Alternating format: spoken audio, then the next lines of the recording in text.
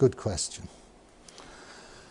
So we can adopt what's known as a Wittgensteinian approach to semantics. What do we mean by money? Well, if it's how people use the word is the meaning. There's no sort of Platonic thing that the word money points to and that's it. It's how we use the word.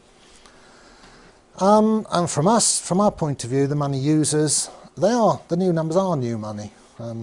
We spend them, use them, that is our medium of exchange. Once somebody's borrowed them, then they start circulating in the economy. The guy who sold you the house, he gets the 100,000, he probably buys a new car with it, or he goes on holiday, or whatever.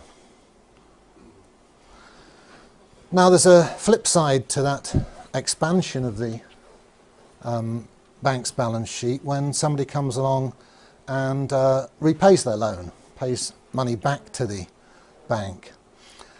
And in this case, the money supply contracts. Let's see that schematically.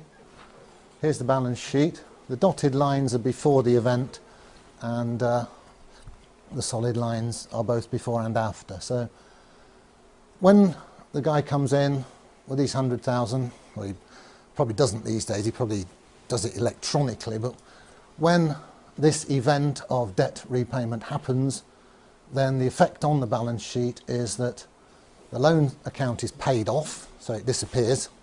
So obviously some historic record of it is kept somewhere, but the day-to-day accounting of the bank, that loan has gone.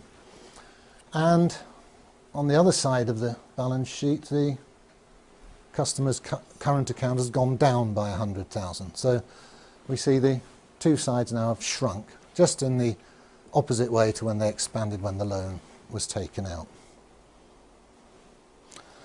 So after a while, the bank's been trading, and what does its balance sheet look like in general? Again, this is very schematic. Well, we've seen that the customer's deposits are liabilities to the bank. The loans taken out by customers are assets to the bank. Here they are. You'll notice the loans are a bit bigger than the deposits in this diagram. That's because, as we'll see, interest is charged on those loans. They have a certain internal dynamic. You take your eye off them and they grow.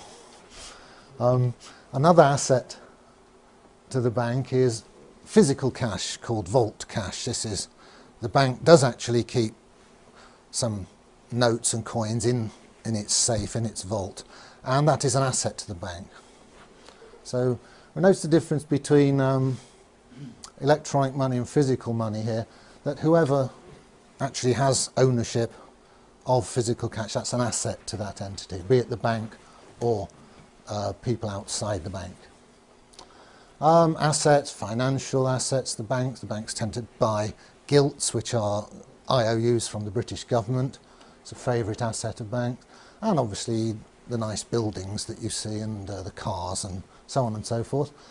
And also, remember, initially the shareholders put their initial money into the account at the Bank of England, it's called their reserve account. We'll have a look at the structure of this in a bit more detail later.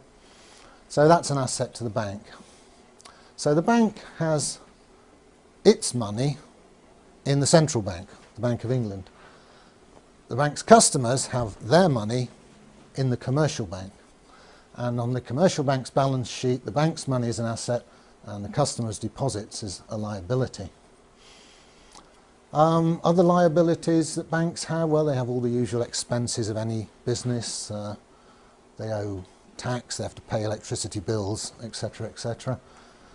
But like any business, they have this shareholder's capital account, which is a number on the liability side of their balance sheet, and it represents something quite important. It's what the shareholders would get were the bank to be wound up now.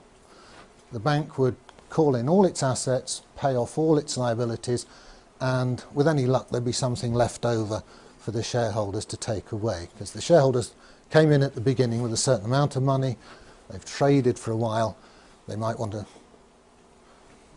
stop trading now and walk away with some loot. So that's where it accumulates in their shareholders' capital account. So we've now seen where this electronic money comes from, how it gets into circulation, how it comes into being. And looking back, you can see that bit by bit in the past, it's all been borrowed into existence by somebody. And these people out there who, or some in here probably, who borrowed these digits into existence, got them into the banking system, they're paying interest on them. So every electronic pound going round and round the economy, some poor so-and-so somewhere is paying interest on it. So that means that if you think of the whole money supply, or you know, the electronic bulk of it, which is more or less all of it these days, then that money supply, that medium of exchange, is actually on loan to us. It has no permanence. It doesn't go round and round within the community of money users. It's lent to them by this rather strange banking system. So the conclusion is we actually rent our currency, our medium of exchange, from the bank, from the banking system, through these interest-bearing loans. And that's weird, isn't it, when you think about it? These numbers, they charge us for using their numbers, which cost them nothing to type in. Well, yeah, my numbers are as good as their numbers. As a mathematician, I must say this. So why am I forced to rent their numbers?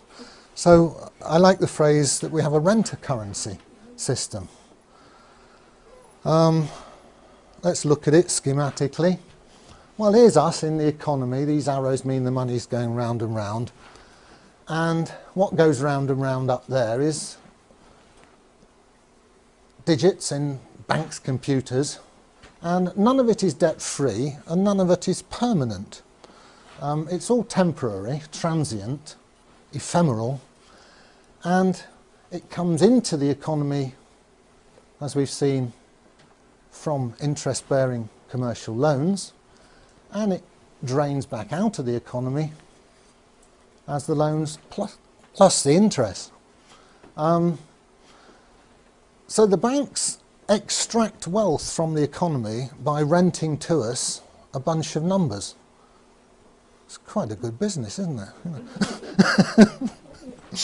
And of course the numbers they get back as interest are just as good as any other numbers, and they can spend those numbers back into the economy. And you know, you'll notice bankers have pretty good cars and bonuses and houses and so on, all for buildings. Oh yeah, I mean, they accumulate a lot of wealth by charging us to use their numbers. What's the alternative? Well, we could do it this way. Here's us in the economy, and instead of using numbers which are lent to us by commercial banks, we could have our own numbers. Could issue them collectively, all of us. And they could be permanent. And the money supply could go round and round indefinitely as we conduct our business. Where would that sort of money come from? Well, it can only come from the collective, from the whole community of money users. You don't want any privileged minority doing it and making lots of profit out of it. Let's do it all together. You know, we're all going to use these numbers. Well, let's have our own numbers. Fine. So we issue them into the economy and through what's called the state, which is,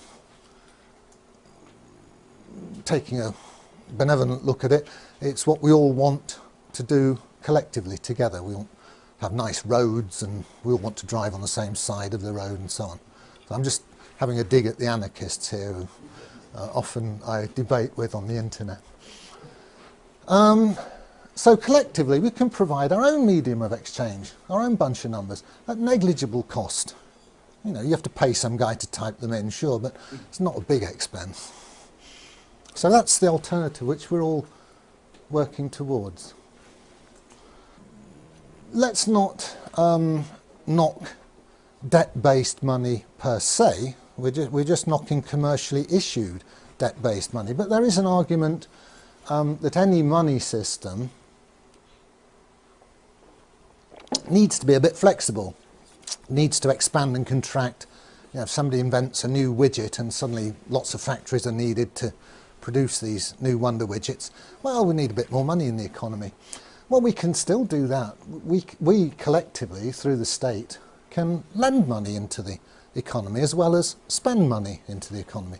So it's not a problem. This is a counter-argument to